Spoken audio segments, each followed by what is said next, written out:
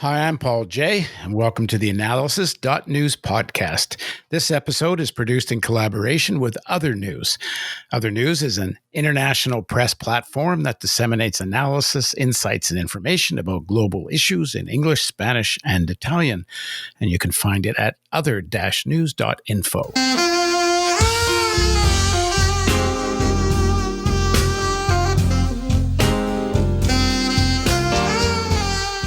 This podcast is a continuing part of a series I'm doing about countries that rarely get talked about in the North American press, but should be. Of course, every country should be, but these are particularly large and important countries that get almost no attention at all. Today, we're going to talk about Bulgaria. When considering the U.S. presidential elections, not many Americans think of Bulgaria. But Bulgarians are following the race, and some think the outcome of the U.S. elections will have an important effect on the country. But first, a little background. Since July 9th, tens of thousands of Bulgarians have protested in streets against rampant corruption, calling for the downfall and resignations of the Prime Minister and the Chief Prosecutor. By some measurements, Bulgaria is considered the most corrupt country in Europe. On Bulgaria's southern border are Greece and Turkey, and to the north, Romania and Serbia to the west. It's a member of NATO and the EU, and most trade is with Europe. Russia, Turkey, and China are also important trading partners. After the fall of the Soviet bureaucratic socialism, Bulgaria carved up much of the economy and sold it to a class of oligarchs, although the state still retains ownership of much of the arms manufacturing industries. Bulgaria exports more than $1 billion of arms each year, mostly to the Middle East, largely sold to Saudi Arabia, who's funneled them to proxy armies in Syria and other places. Arms sales and the Saudis are a recipe for corruption everywhere. Bulgaria is also moving ahead with a controversial billion-dollar purchase of U.S. F-16 fighter aircrafts, anywhere from $1.3 billion to $1.7 billion, depending which report you read. This was in a deal made with President Donald Trump. Bulgaria is in a state of demographic crisis. It has had negative population growth since the early 1990s, when the economic collapse caused a long-lasting emigration wave. Around 1 million people, mostly young adults, left the country by 2005. A third of all households consists of only one person, and 75.5% of families do not have children under the age of 16. The resulting birth rates are amongst the lowest in the world, while death rates are among the highest. Bulgarian students were among the highest scoring in the world in terms of reading in 2001, performing better than their Canadian and German counterparts. By 2006, scores in reading, math, and science had dropped. By 2018, the Program for International Student Assessment Studies found 47% of pupils in the 9th grade to be functionally illiterate in reading and natural sciences. So what's driving the anti-corruption protests? And are the problems in Bulgaria really about corruption? Vladamir Mitev, a Bulgarian journalist, writes about the process of the restoration of capitalism after 1989. Quote, "Transition was dominated by the ideology of anti-communism. Under its banner, a system of crony capitalism was created, oligarchs emerged, while privatization and neoliberal reforms tore apart the social tissue, and hundreds of thousands went abroad for decent jobs and living conditions." Now joining us from Bulgaria is Vladamir Mitev.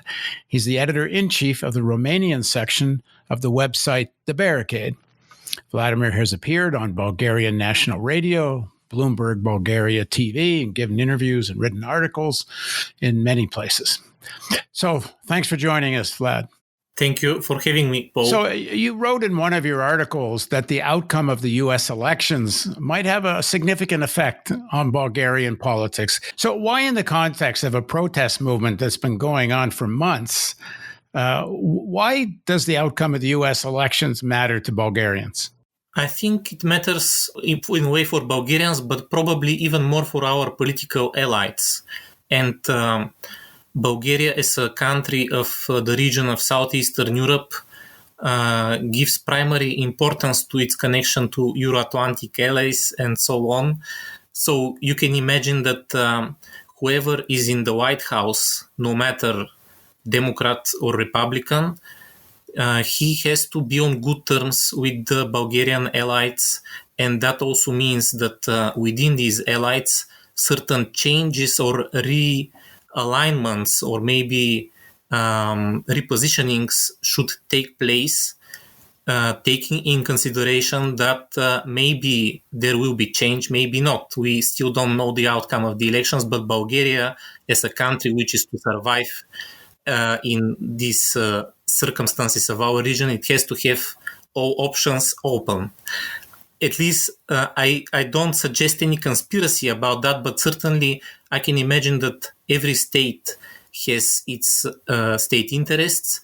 And right now, what we have in Bulgaria with these protests seems to be like what the Americans were saying once about Iran. All options are on the table. At least that's my feeling. We have all types of political, geopolitical, whatever you call them, currents that protest or somehow take position with regard to the protest or with regard to the government.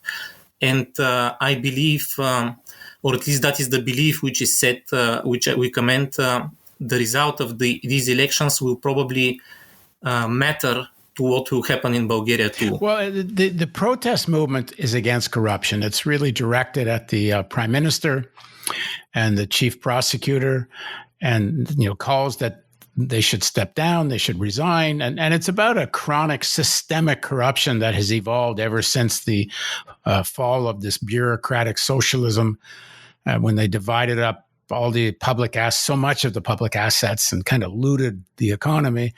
But what is Trump's relationship to all this? Why does Trump matter to this? And is this current government closely allied with Trump?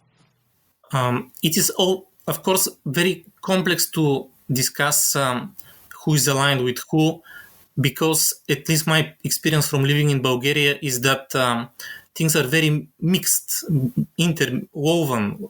So our political lobbies as well are interwoven with one another and with different partners around the world. But certainly, if we stick to the facts, maybe we will notice that Borisov, the Prime Minister of Bulgaria, was accepted in the White House at the end of 2019, and it was because his government pushed forward through certain resistance, for example, by the President Radev, with the deal for buying of military warplanes from the USA. And as a result of that, the military expenditures of Bulgaria grew significantly. So Bulgaria turned out to be, maybe temporarily, one of the most militarizing states in terms of military expenditures in the world, and certainly in NATO as well. So Trump accepted Borisov in the White House and lauded him for this great deal. And that could be a hint at, if we want to understand the attitude between the government and the administration in the White House. And also maybe it is worthy to notice that the protesters are the urban middle class. And I think in a number of countries in our region, the urban middle class has generally affiliation with corporations, creative professions. These are young professionals, and they have a pro-European face. I mean, many people from these circles seem to be affiliated with NGOs or with European technocratic institutions. So maybe I don't suggest that things are so simple as I described them, but maybe these facts could be hints at if we want to understand better what is going on. At one point, President Radev, who, if I understand correctly, the protesters like better than the prime minister and the prosecutor, if I'm right about that, Radev wanted to block this arms purchase, at least didn't like the terms of the deal. Did Radev ever come around to support it? And how controversial is this purchase amongst the population? If we speak about the population, I'm not sure Bulgarians have been so emotional about this purchase. I think it's more important for our allies I can try to explain why. But if we speak about Radev, he's a military pilot, so there is a certain belief that he is aware of what the army needs in terms of air combat equipment. So he was opting for another deal with a Swedish producer who is called Gripen.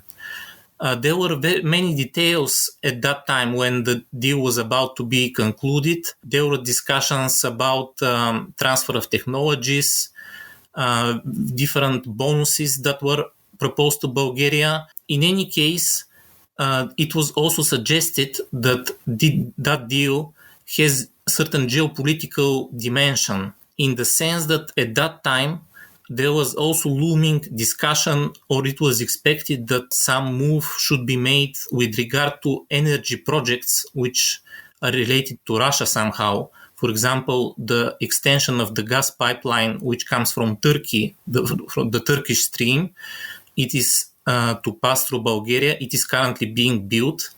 And at that time, it was suggested that Borisov, as some kind of great geopolitical player, should do something for the Americans to satisfy them and maybe to receive certain free hand to act in other parts of the world with other partners. So when we speak about the protests, maybe I should say also that there are different intrigues, if I may say. One is certainly related to anti-corruption and control over the judicial system. But there is another, for example, related to European funds. As we know, there will be a new multi-annual financial framework of the European Union, and it is important who will distribute European funds in Bulgaria. So, in other words, who will hold the government. And also, the Russian energy projects seem to be somehow related, in the sense that Mike Pompeo had already said at the beginning of the protests, so in July, that there will be sanctions for those entities that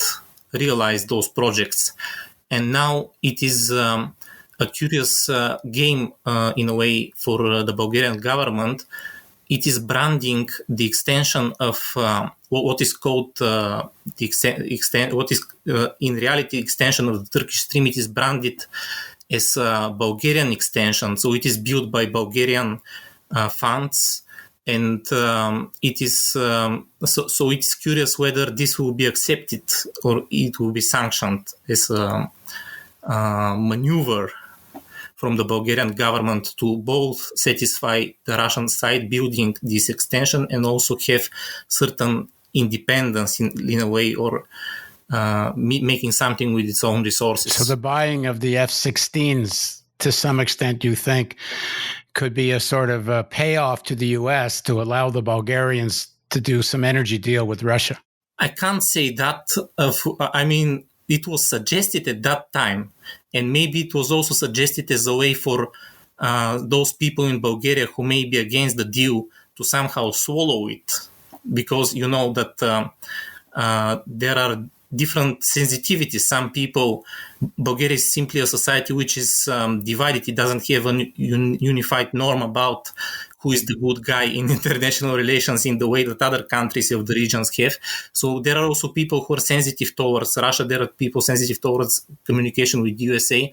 So maybe I think it might also have been something suggested for internal political reasons in our public space, but maybe it might also have had some value in international relations. I can't know for sure. Now, if this number is correct, that almost half of grade 9 students in Bulgaria are functionally illiterate, how do people feel about spending, almost $1.5 billion on F-16s? I mean, what is Bulgaria even going to do with all these F-16s, except maybe join in some American military adventure somewhere?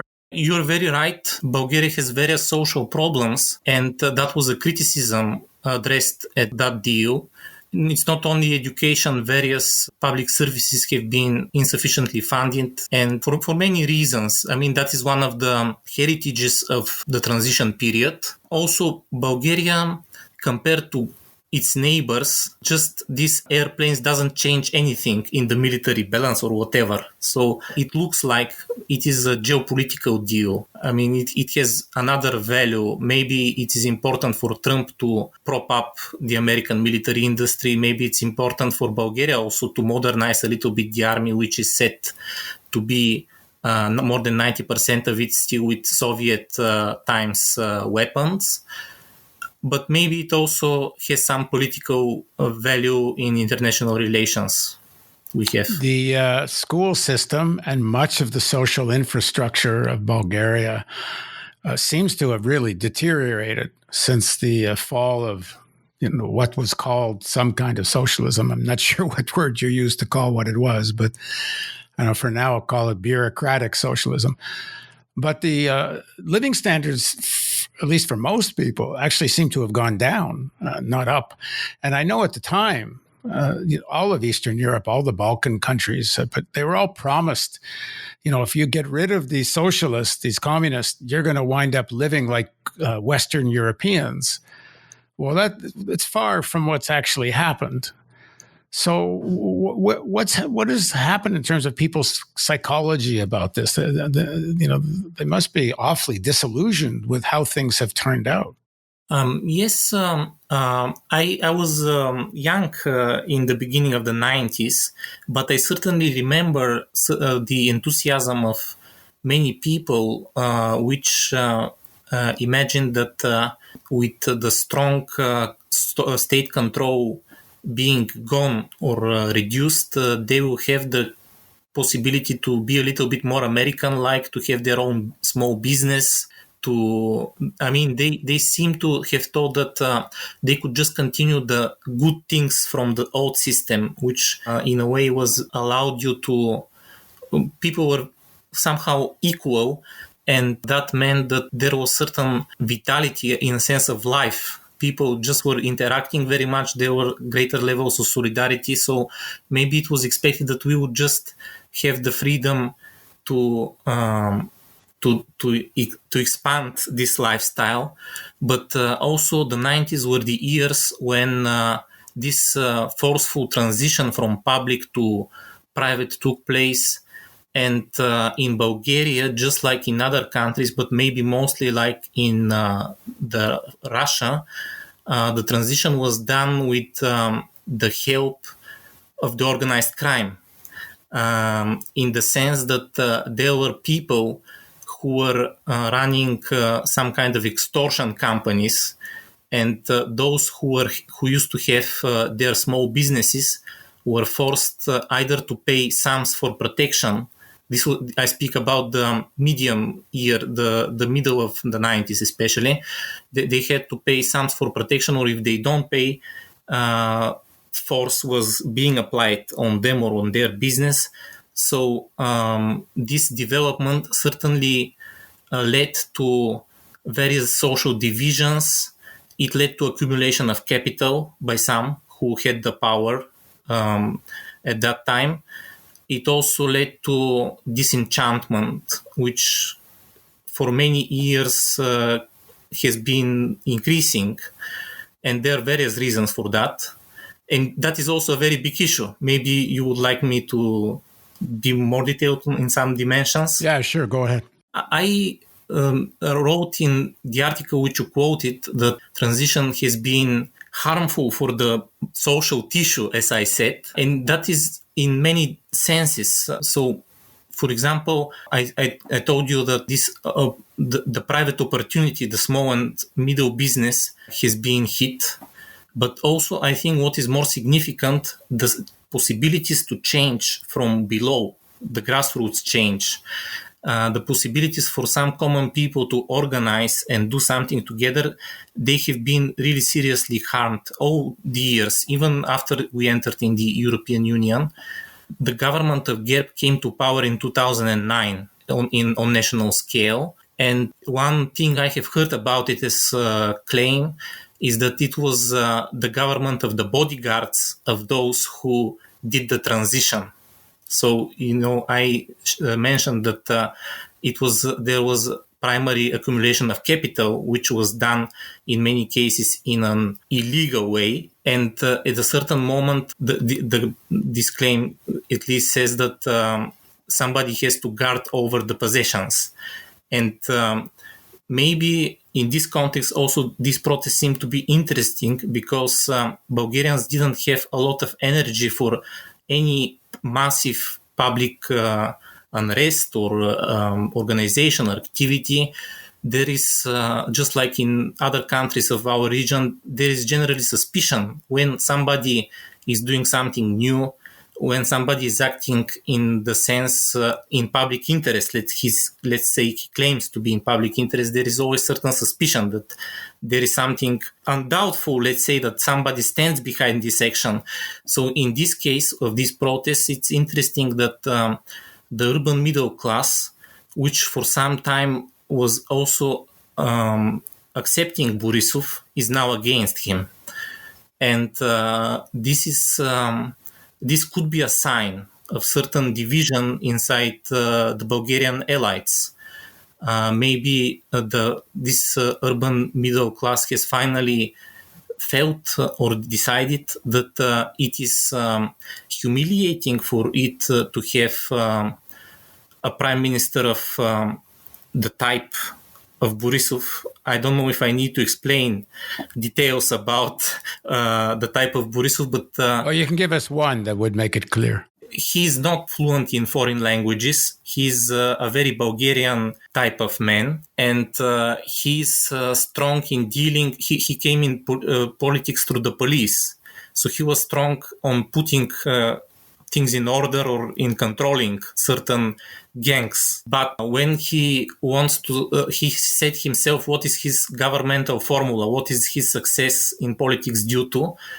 A few years ago, when he was speaking to some workers in the province in Bulgaria, so he said that to these workers, I'm stupid and you're stupid too. So that is why we understand one another. Well, he claims that even though these people are protesting day after day, that he actually has a majority popular support amongst the working class and in the countryside. Is that true? I'm not sure he has the majority support. He certainly has some support. And a part of this support is not exactly towards him, but it is more a kind of resentment at the faces of the protests. It is just that in Bulgaria, I told you, there is no universal norm. So they are not simply good guys and bad guys. We have hatred towards various politicians or social groups. So I have heard people saying that they don't support Borisov obligatory, but they don't accept what these protesters are or represent. Borisov has support in the state administration especially. It is because his party came into being, in fact, with the help of a number of former policemen and intelligence operatives who entered politics and became local representatives of the party. And with the time, he created something similar to communism in the sense that before 1989, we had a party state. So the party was kind of equal to the state. And politics was reduced to one party, even though formally in socialist Bulgaria there were two parties. So there was, at least formally, there was a kind of alternative. If you don't want to be with the socialists, you could be with the agrarians. But in reality, it was one party political system.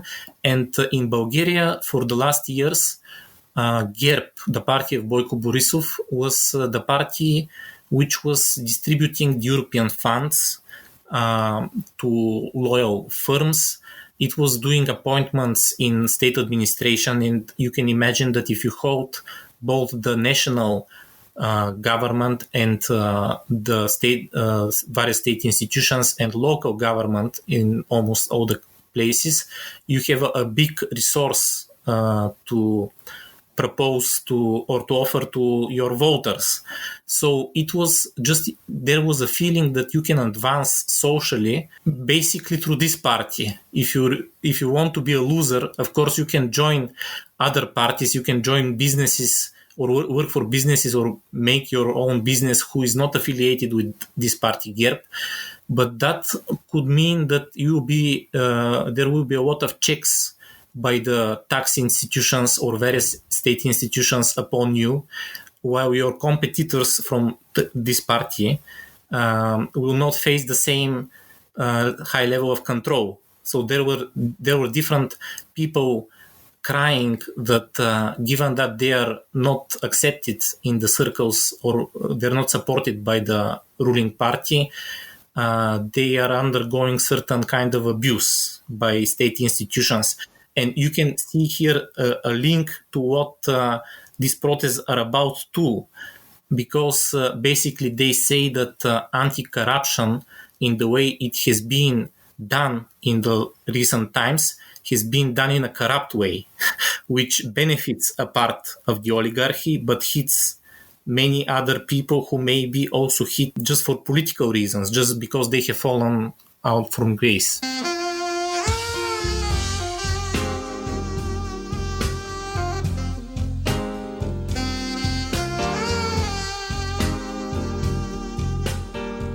When I interviewed one of your colleagues at Barricade about the situation in Romania, she was saying that, especially in the countryside, but not only, there's a lot of influence of right-wing conspiracy theory, the sort of extreme religious sort of propaganda has a lot of influence amongst people. And even, things about the pandemic, and let me ask you how the pandemic is affecting Bulgaria, but it's also how much is the pandemic seen as sort of a conspiracy. And I was reading somewhere that there's people in Bulgaria, although I think it's not just in Bulgaria, who are blaming George Soros for COVID pandemic, which I guess in Eastern Europe, some people blame Soros for everything. But this kind of worldview, how much influence does it have? First of all, you are right that there are conspiracy theories in Bulgaria too, but I am also a Romanian speaker, so I can make a little bit of comparison. And I think the Bulgarian conspiracy theories are a bit different from the Romanian ones. The Romanian ones seem to be focused very much indeed on coronavirus, and coronavirus outbreak in Romania is really serious. Certainly more serious than the one in Bulgaria. The Bulgarian one, they're, for example, parents of children who are sensitive, if that's the word, they don't accept that their children should carry masks at school. So there is this opinion, there exists this opinion, just like in Romania, that carrying masks is something like a not carrying a mask is a sign of freedom. So there are people who want to be free. They want to have the right to choice. But also, I think especially the coronavirus conspiracies are a little bit more tempered in Bulgaria, maybe because the measures against coronavirus are also not so strong. For example, in Romania, you have to carry mask even at open spaces, for example, in the center of Bucharest or something like that, while in Bulgaria, the authorities have been aware maybe of that people, if the people are pressed too hard, there will be resistance. So they have been generally kind in their measures, control measures. I remember that a few months ago in Romania, there was, for example, you could go out of your home only if you have a document printed and signed by you, which states your purpose of going out. And there were only a few possibilities that allow you to go out. While in Bulgaria, there was control in the quarantine times for traveling from one city to another, but within the cities, it was free movement. Well, if that's true, then why was the outbreak in Romania worse than Bulgaria? May I just finish a little bit with the conspiracies, because there are conspiracies and I wanted to tell you the difference. Yeah, go ahead. Yeah. In Bulgaria, conspiracies seem to be more aimed at the NGOs, while in Romania, I just don't hear. Maybe I have missed something, but I don't hear this anti-NGO discourse being formulated. Well, that NGO discourse usually means Soros, doesn't it? Isn't that what a lot of the accusations are? Yes. I myself feel a little bit uneasy to discuss so much like Soros. It's so abstract, this word Soros, that I'm not sure there is something to discuss. But indeed, there is this belief that these NGOs in Bulgaria, which, for example, provide social services, they seem to have some agenda which is anti-Bulgarian, anti-traditions. And in a way, they're indeed these NGOs which deal with social affairs. They're modernizing the country in a way. It is exactly. It is true. They're bringing modern practices in care about people with disabilities, for example, in childcare, etc. But people who support the conspiracies in Bulgaria, I think they have low faith in institutions, any type of institution, state, NGOs, whatever you call them. They seem to want just to be left alone, just to be able to do what they want. So in this sense, the conspiracy theories in Bulgaria are a bit different. There have been protests against certain perceived abuse in childcare, like the perceived ability of state institutions for care control to take out children from families and things like that. It was suggested that trains with children will leave Sofia for Norway. So things like that, which are pure fantasy, of course. But you see that this fight between people who support Trump and people who support Soros, without any deep understanding what these things mean, has been going on in Eastern Europe, maybe all over Eastern Europe. So Bulgaria is not exception in this regard. Some of the Jewish organizations have issued statements saying this attack on Soros is just thinly veiled anti-Semitism. And that's the sort of, you get a combination of anti-Semitic attacks on Soros and then attacks on these NGOs, which they say are promoting gay marriage and things like this. And that a lot of this is getting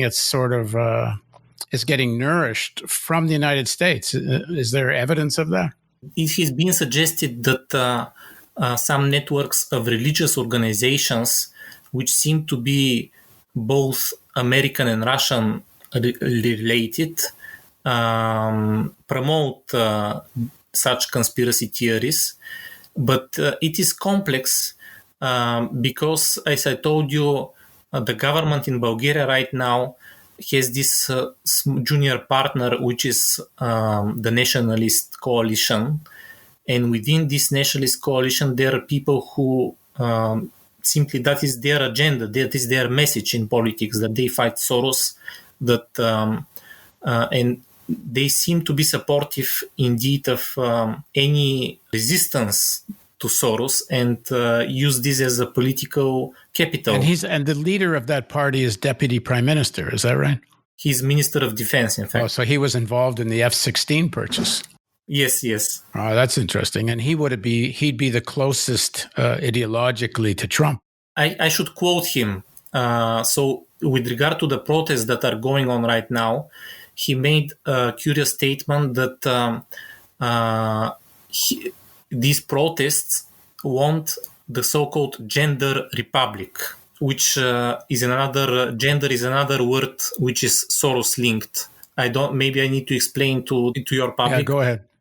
Because gender does not just mean social dimensions of sex you have, but it became a pejorative term, like the people who seem to have certain openness to LGBT culture, whatever that is. So they may be themselves LGBT people, or they might be feminists, or they might be just tolerant people. They might just don't like Nazis. They might be Antifa. So any type of people who who have some resistance, don't reproduce and have resistance to this obscure ideology against Soros, they are labeled as gender people. And in this sense, when Karakachanov says that the protesters in Bulgaria want gender republic, one can think that what is so bad with gender republic? I mean, that might mean a republic where people, LGBT people, are treated as equals. But he certainly suggests, indirectly, without saying the word Soros, he suggests that this is not his type of people who are protesting, and he, in a way, mobilizes his supporters against these protests. Just to be clear, you're using the word gender republic? Yes. Gender? Yes. Okay. And as you said, this is not just happening in Bulgaria. It's happening in many of the Eastern European countries where this anti-gay agenda is used to kind of promote authoritarian politicians. And there's nothing new and novel about that. Hitler did the same thing. This is to what? To use this sort of fanaticism to bring this ultra-nationalist party to power. I told you that this discourse has certain support in society and maybe can give political legitimacy for some time to some politicians, but also it has to be said that these societies of Eastern Europe, they have underwent certain, in a way, violent transitions. It was harmful to the social tissue, as I said. I gave some examples as well. So as a result of all the things that have happened, so you can say that, for example, a part of the international elites, like business elites, took over a part of the Bulgarian economy and its resources. You can say that the local oligarchy also took over some resources.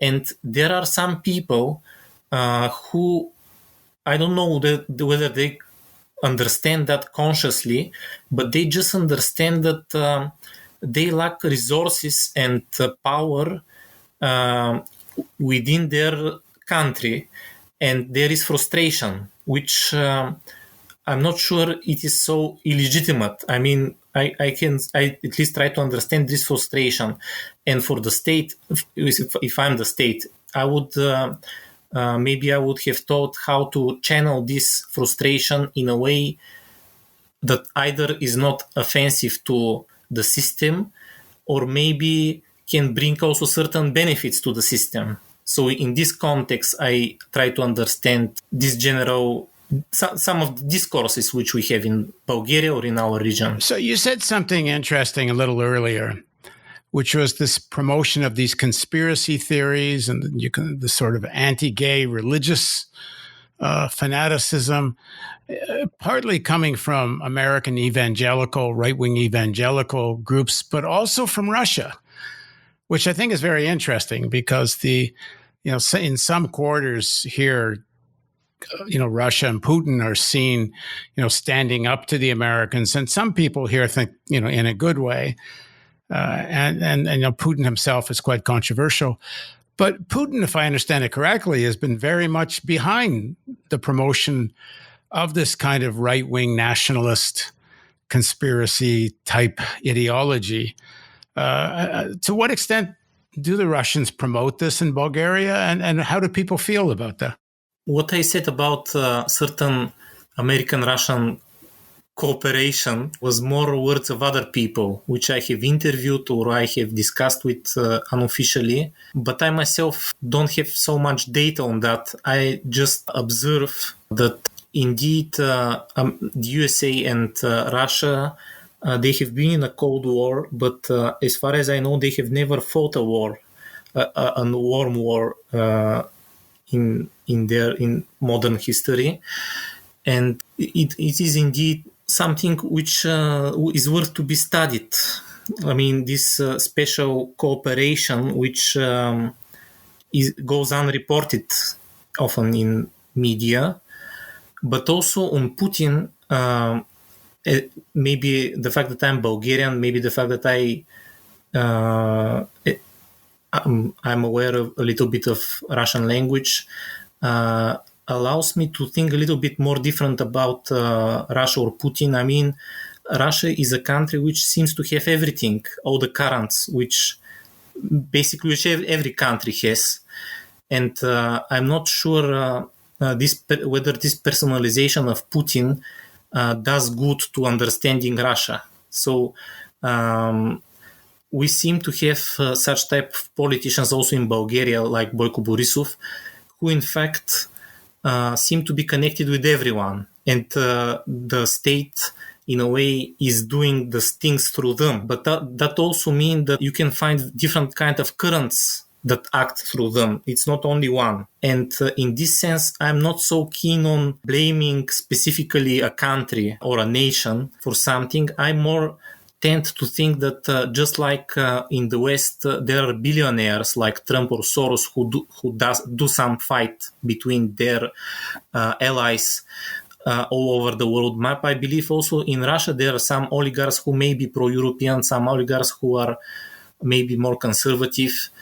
I just don't feel any country puts all its eggs in one basket, as they say. Thanks very much for joining us, Vlad. Thank you for having me, Paul. And thank you for joining us on the Analysis.news podcast.